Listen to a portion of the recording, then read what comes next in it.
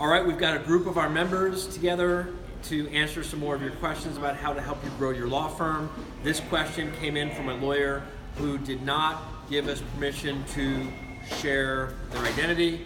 The question is, how can you leverage your existing clients to bring on new ones? I'm having difficulty navigating this area. How can you leverage your existing clients to bring on new ones? I'm having difficulty navigating this area. So let's just start here. Introduce yourself, and here's the question. So you got it in front of you. Just keep doing this so the phone doesn't turn off. Sure. All right.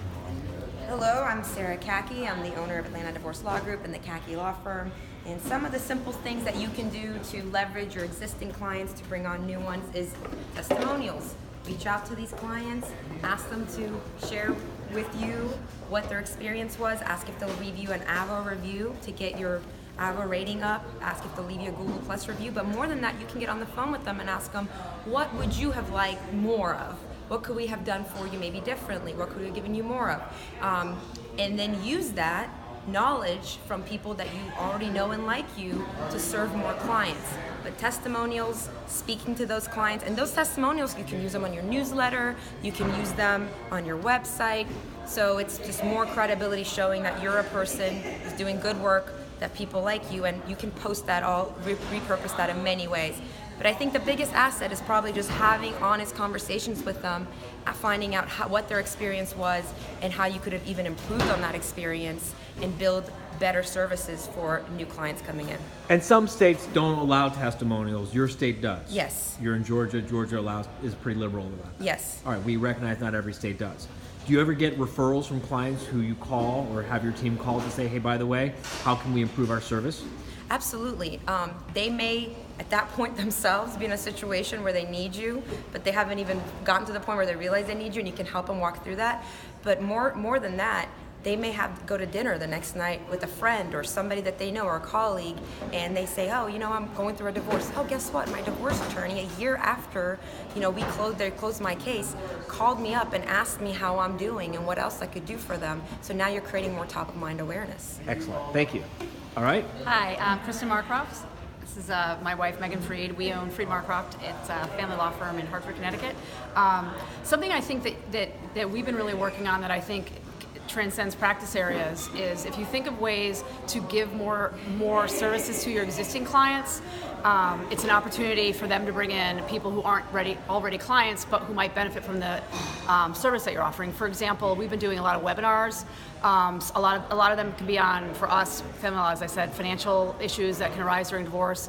Bring a friend, or in the case of webinar, sign a friend up. We've been doing events at local restaurants. It'll be like wine and cheese, same sort of thing. Some sort of topic that comes up a lot in our practice area that could be going on while you're in the middle of your divorce, so it's relevant to our existing clients. But if you've got a friend that's either thinking about divorce or somebody that you think this could be relevant for, or if you just don't want to come alone, bring your friend. And so I think it's sort of trailing off what Sarah said. I think if you can think of ways to give more than you're already giving to your existing clients, and then you give them opportunities to bring somebody else in for that free thing that you're giving, that will come back to you tenfold. And don't limit it to, it has to be legal services. Right. We have a hike coming up. It's just and we offered it on Facebook, and it's just a sort of a wellness hike. Bring anybody. It's got nothing to do with whether you're an existing client. If you're somebody who has liked our page on Facebook, you saw it and it's open to you, and you can bring whoever you want to bring. It's got nothing to do with whether you're currently going through divorce or you're thinking about it or anything like that. Just come go on a hike. You're building your community. Right.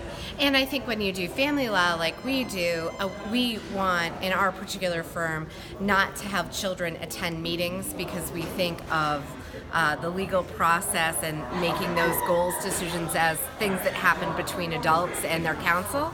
But for example, this family hike is open to families. We're doing a family night. We closed down a street. Tonight. Have a bunch of vendors. Yeah, it's tonight. We won't be there, but our team will be. But your firm will be running this client outreach event. Yeah. How awesome is It's that? like community outreach. Yeah, there's a band, it's there's comedy. Local band, improv group, Yeah. comedy troupe, out on a closed down Allbrook Street in Damn, Hartford. maybe I want to be there. Right? Sounds Sounds fantastic. really fun. Right? So that But how often is that?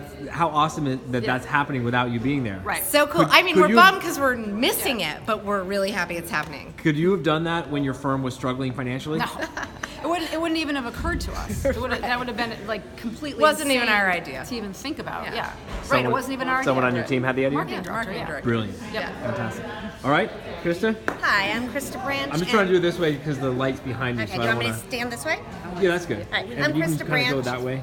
And I'm the owner of Branch Law Firm in San Antonio, Texas. And my advice for referrals is ask your clients for referrals. It's that simple. Don't be afraid to ask them. If you know of anyone that could use our services, please refer them to us. And don't be afraid to ask people that didn't, win their case, if they didn't get everything they wanted. We just got a referral in last week from a client of ours that 3 weeks ago we had a case, and unfortunately she lost custody of the child. We knew this was a possibility. She referred us out a case and she said they did a great job. They were very attentive. And so you need to make sure that you are just asking. Ask for referrals because that's how word of mouth goes. Awesome. Perfect. Yeah, I just want to get the light on you instead of behind I you. need the light. My name is Hermie Abraham. I have an employment law firm in Toronto, Ontario, Canada. So Canadians, we are part of How to Manage as well. And I think one of the... yeah, exactly. Not enough beer though. One of the big things that I learned, and I learned this. You're saying we don't have enough beer for you on Saturday night at our live quarterly meetings? Okay, well, there's beer at the live quarterly meetings. It's just not Moosehead, which we'll talk about. Not the right kind of beer. The right kind of beer. Okay. But one thing I learned at the business planning workshop, and it stuck with me, is that clients expect us already to do our jobs, and I think that sometimes we do our jobs and we think that that's enough, that they should refer clients to us or prospects with us. But if we go above and beyond, I think that this is a thread that's come throughout the conversations. If we go above and beyond, it gives them more reason to want to refer to us. So some of the things that I've been doing is the calls to my clients, also sending thank you cards for times that they do contact you, even if the person's not a client, or birthday cards as well too. So if somebody's having a birthday, you have probably the information because you've had to collect it on intake. Send them a birthday card, and that will help them remember you, and you'll be top of mind. Top of mind awareness. Does anyone send a newsletter? Oh yeah. E-newsletter. Newsletters? I'm working on it. Paper newsletter? No, email. Working on that one. Paper newsletter? Paper newsletter? Oh yeah. Paper newsletter? Nope, not yet. All right, paper newsletters will outperform electronic newsletters dramatically, FYI. Just for a quick background, revenues when we met. We met 199,000. Revenues now.